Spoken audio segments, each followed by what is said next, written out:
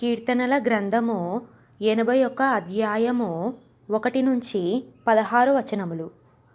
మనకు బలమయ్యున్న దేవునికి ఆనందగానము చేయుడి, యాకోబు దేవుని బట్టి ఉత్సాహధ్వని చేయుడి, కీర్తన ఎత్తుడి, గిలకత పెట్టె పట్టుకొనుడి, స్వరమండలమును మనోహరమైన సితారాను వాయించుడి, అమావాస్య నాడు కొమ్ము ఊదుడి, మనము పండుగ ఆచరించు దినమగు పున్నమనాడు కొమ్ము ఊదుడి, అది ఇశ్రాయేలీయులకు కట్టడ, యాకోబు దేవుడు నిర్ణయించిన చట్టము. ఆయన ఐగుప్త దేశ సంచారము చేసినప్పుడు యోసేపు సంతతికి సాక్ష్యముగా దానిని నియమించెను. అక్కడ నేనెరుగని భాష వింటిని, వారి భుజము నుండి నేను బరువును దింపగా వారి చేతులు మోతగంపలనెత్తకుండా విడుదల పొందెను. ఆపత్కాలమునందు నీవు మొరపెట్టగా నేను నిన్ను విడిపించితిని, ఉరుముదాగు చోటులో నుండి నీకు ఉత్తరమిచ్చితిని, మెరీబా జలముల యొద్ద నిన్ను శోధించితిని. నా ప్రజలారా ఆలకింపుడి, నేను మీకు సంగతి తెలియజేతును.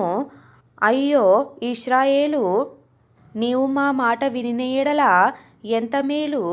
అన్యుల దేవతలలో ఒకటియును నీలో ఉండకూడదు. అన్యుల దేవతలలో ఒకదానికిని నీవు పూజ చెయ్యకూడదు.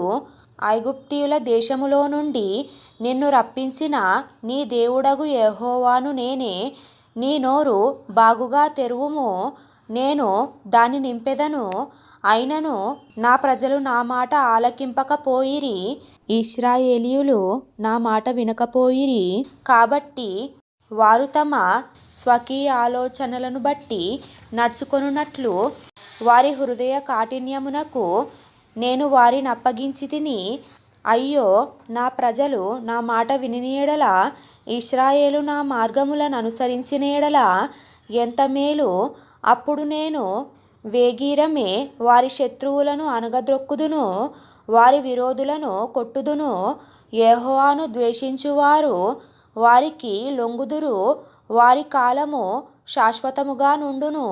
అతి శ్రేష్టమైన గోధుమలను అనుగ్రహించి నేను వారిని పోషించుదును, కొండ తేనెతో నిన్ను తృప్తిపరచుదును.